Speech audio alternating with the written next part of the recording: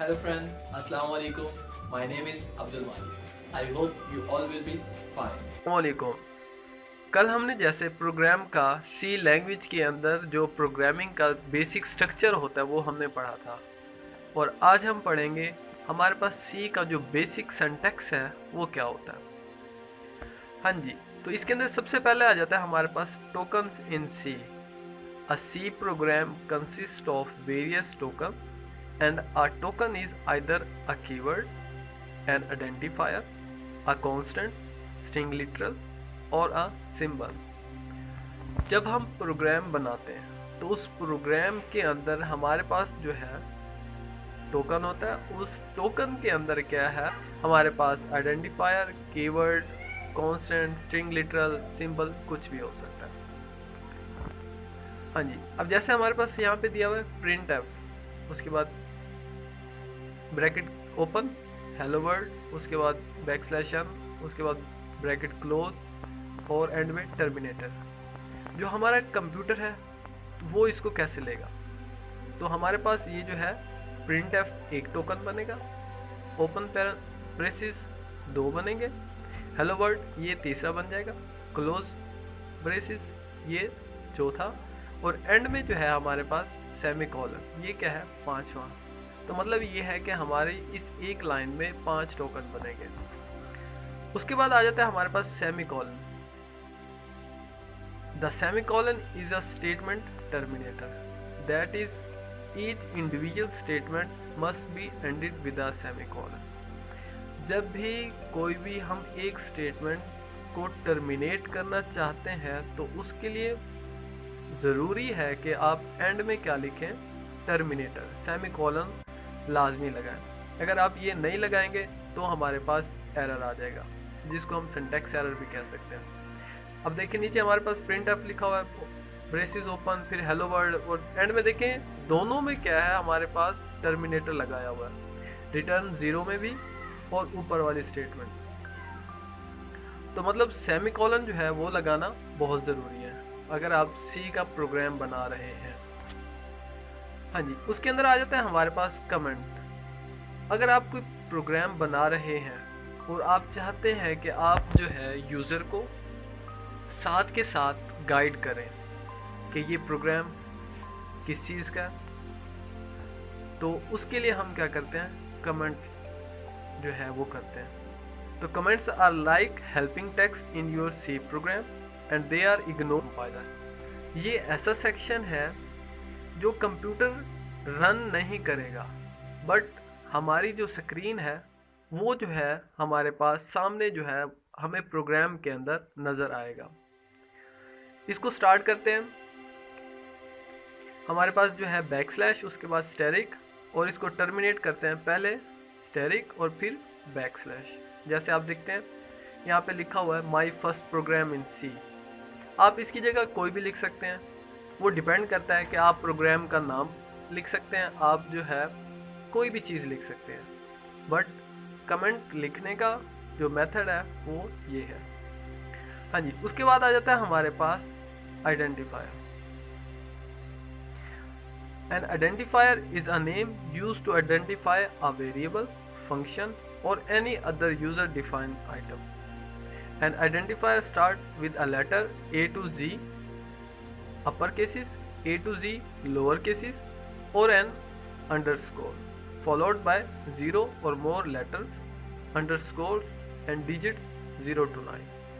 जब भी हम आइडेंटिफायर को क्या करेंगे, as a variable, as a function या कोई भी यूज़र डिफाइन आइटम के तौर पे यूज़ करेंगे, तो उसके लिए जो हमारा आइडेंटिफायर है वो कैपिटल या upper letter, cases A to G, lower A to G, underscore या डिजिट्स या अंडरस्कोर या लेटर्स, इनसे हम लिख सकते हैं। अब देखें, C does not allow punctuation character. अब जैसे at the rate, dollar sign, percentage sign, तो ये हमारे पास क्या है, हम आइडेंटिफायर के साथ ये चीज़ें ऐड नहीं कर सकते। और जो C है वो केस सेंसिटिव। केस सेंसिटिव का मतलब ये है कि अगर आप कैपिटल A लिखेंगे तो वो डिफरेंट होगा स्मॉल ए से। अगर आप कैपिटल बी लिखेंगे तो वो डिफरेंट होगा कैपिटल बी से। तो इसमें ज़रूरी है कि जहाँ पे आपने कैपिटल ए लिखना है तो वहाँ पे कैपिटल ए लिखें, जहाँ पे आपने स्मॉल ए लिखना है वहाँ पे आप स्मॉल ए लिखेंगे। हाँ जी, उसके बाद आ जाता है हमारे पास, ये देखें हमारे पास नीचे कुछ दिए हुए आइडेंटिफायर, जैसे मोहित, ज़ारा, ABC, मूवी। उसके बाद जो है हमारे पास ये name A_123, my name 50_temp J। ये हमारे पास क्या है, कुछ एग्जाम्पल हैं आइडेंटिफायर के। हाँ जी, उसके बाद आ जाता है हमारे पास keyword. The following list show the reserved word in C। These reserved word may not be used as a constant or variable। हाँ जी, जैसे हम कभी भी कहीं पे जाते हैं तो हम क्या करते हैं, कुछ सीट्स जो है वो पहले से रिजर्व करवा लेते हैं। तो सेम ऐसे हमारे पास C लैंग्वेज में भी काफ़ी ऐसे वर्ड्स हैं जो C ने खुद से रिजर्व किए हुए हैं, तो इनको हम नाम देते हैं कीवर्ड का। अब जैसे auto, else, long, switch, register, return, if, as, do, while, float, for, goto, sign, short, ये सारे हमारे पास क्या है, कीवर्ड है। इनको हम कभी भी वेरिएबल, कांस्टेंट या किसी भी आइडेंटिफायर के नाम के तौर पे हम इसको कभी भी नहीं लिख सकते हैं। अब जैसे एग्जांपल है इंट, उसके बाद आप एक और आइडेंटिफायर का नाम लिख दें इंट, तो ये क्या होगा, ये गलत होगा। उसके बाद आ जाता है हमारे पास वाइट स्पेस है C में, align containing only white space possibly with a comment. जब भी हम वाइट स्पेस यूज़ करेंगे तो वो हम जो है सिर्फ कमेंट सेक्शन में या कमेंट्स के लिए यूज़ कर सकते हैं। हाँ जी, अगर हम कोई भी डाटा टाइप और साथ में आइडेंटिफायर लिखेंगे तो उसके लिए हमें सिर्फ एक स्पेस यूज़ कर सकते हैं। अगर हम चाहते हैं कि हम स्टाइल बना के इंट, उसके बाद 2-3 स्पेस दे दें, उसके बाद एज लिखें, तो जो हमारा कंपाइलर है वो इंट को एक स्टेटमेंट लेगा और जो हमारे पास दरमियान में स्पेस आएगा एक के अलावा, तो वो उसको टर्मिनेटर के तौर पे, स्पेस के तौर पे, या हमारी जो स्टेटमेंट है उसको एंड करेगा और फिर उसके बाद दूसरी स्टेटमेंट पे जाएगा जो हमारे पास क्या है, एज। तो इसलिए क्या है, कोशिश करें जब भी प्रोग्राम बनाएं तो आइडेंटिफायर और डाटा टाइप के दरमियान ज़्यादा स्पेस ना दें, सिर्फ एक अलाउ है।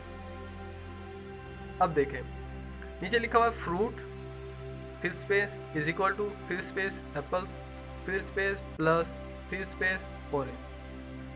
हाँ जी, अब इसके अंदर no white space character are necessary between fruit and equal sign और between equal and apple, although you are free to include some if you wish to increase readability।